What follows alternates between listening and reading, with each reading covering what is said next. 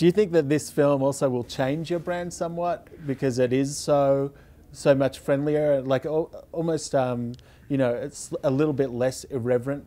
Yeah. Yeah. I mean, I think there's still some digs in there. You know, it may not be as sharp as stick because it's not as vicious, but I think what this film does is it makes a much larger audience, I think, accessible to the conversation. Right. I think it'll be able to be seen by a lot more people. I think the humor helps it make it kind of break through these walls.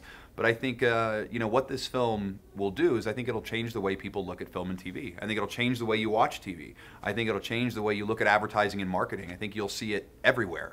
Because now I see it everywhere. After making this film and immersing myself in this, I see everywhere where I'm being advertised to like it's a giant beacon shining in my face. Right, Yeah. and you know, I mean, obviously a lot of programs are owned by the big brands and they have certain requirements throughout the series. Yeah. And it's something that we don't know now, but it used to be the case that it was completely transparent when television first started. Brought to you by Dial Soap. Exactly. Yeah, and that was it. Yeah, so is it weird that it's kind of gone from that transition where we're like, we knew we were being advertised to losing it and then being brought back in this kind of surreptitious way? Well, I think that the business has changed so much that these companies are realizing that it's the Tivo revolution. Like, I don't go home and watch commercials on all the shows. I'm that guy who fast forwards through every single one of them. Yeah. I can't tell you the last time I watched a TV show live that wasn't a sporting event. You know, like a sporting event's a completely separate animal.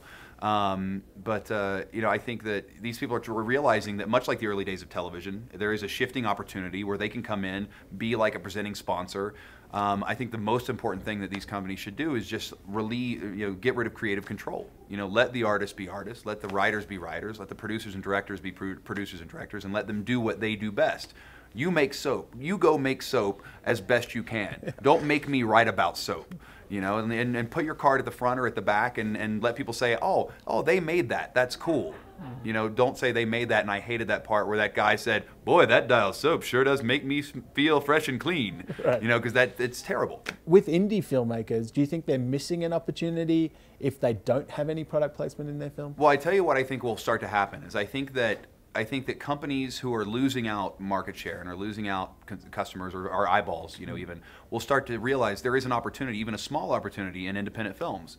So if you could have a guy, you know, in the film drink whatever, you know, a guy who likes to drink Stella Artois or whatever beer he wants to drink, right, and they'll give you $5,000 for it, why not have him drink a Stella in the thing? Right. You know, there is a Brett Ratner side to me that agrees with that, especially for independent filmmakers, because it's hard to make an independent film. Yeah. You know, just so long as he doesn't go, boy, Stella Artois is delicious. Mm-hmm. Because I think you know, we live in a world where, you know, I do drink, you know, Cokes. People do wear Nikes. People do wear Levi's. So to try and think that you're going to do like people do on MTV where they blur all that stuff out, which drives me crazy, is awful. Yeah. But I think that there is an opportunity for independent filmmakers to get some of that big company money and still have a real true creative voice. Has your personal closet ever been as full of stuff as it is right now after having made this film? Well, the thing is, we couldn't get a clothing sponsor.